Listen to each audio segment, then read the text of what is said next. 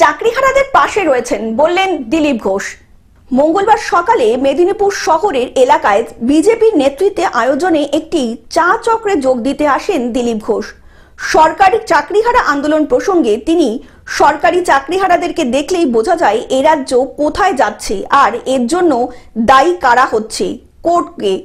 যারা দুর্নীতি করেছে সেই তথ্য কোর্টকে দিয়ে সহযোগিতা করুন এ রাজ্যের সরকার। এটাই চাইছে চাকরিহারারা এবং চাইছি আমরাও। অন্যদিকে প্রতিহিংসার অভিযোগ আরজি করেন। এই অভিযোগ সম্পর্কে বলতে গিয়ে দিলীপ ঘোষ বলেন, প্রতিহিংসা অনেক দিন ধরেই চলছে।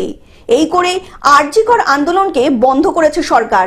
ঠিক একইভাবে ভয় দেখানো হচ্ছে পুলিশ দিয়ে, পেটানো হচ্ছে টিচারদের আন্দোলন বন্ধ করার জন্য।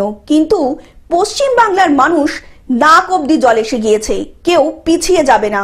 পুরো সমাজ এই শিক্ষক হারাদের পাশে রয়েছে বলে জানালেন দিলীপ ঘোষ। আর এই চাকরি হারাদের দেখে বোঝা যাচ্ছে পশ্চিমবাংলায় কি চলছে। এর জন্য দায়ী কে? কোর্টকে দায়ী করা। কোর্ট দুর্নীতি দেখে বন্ধ করেছে। যারা দুর্নীতি করেছে সরকার, তারা তথ্য দিয়ে এদের চাকরি ফেরত দিন, তাই চাইছি আমরাও সেই চাকরি হারাদের সঙ্গে আছি। দাদা, প্রতিহিংসার অভিযোগ আরজিকর কাণ্ডে দেবাশিস হালদার অভিযোগ করছে, তাকে পোস্টিং করা হয়েছে। অনেকদিন ধরে প্রতিহিংসা চলছে, এই করে আরজিকরকে আন্দোলন বন্ধ করার চেষ্টা চলেছে।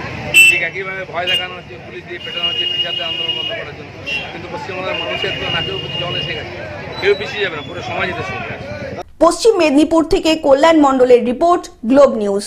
এখন থেকে গ্লোব টিভি দেখুন আপনার স্মার্টফোনেও। গুগল প্লে স্টোর অথবা অ্যাপল স্টোর থেকে ডাউনলোড করুন গ্লোব টিভি লাইভ অ্যাপ। এছাড়া জিও টিভি অ্যাপ থেকে দেখুন গ্লোব টিভি লাইভ।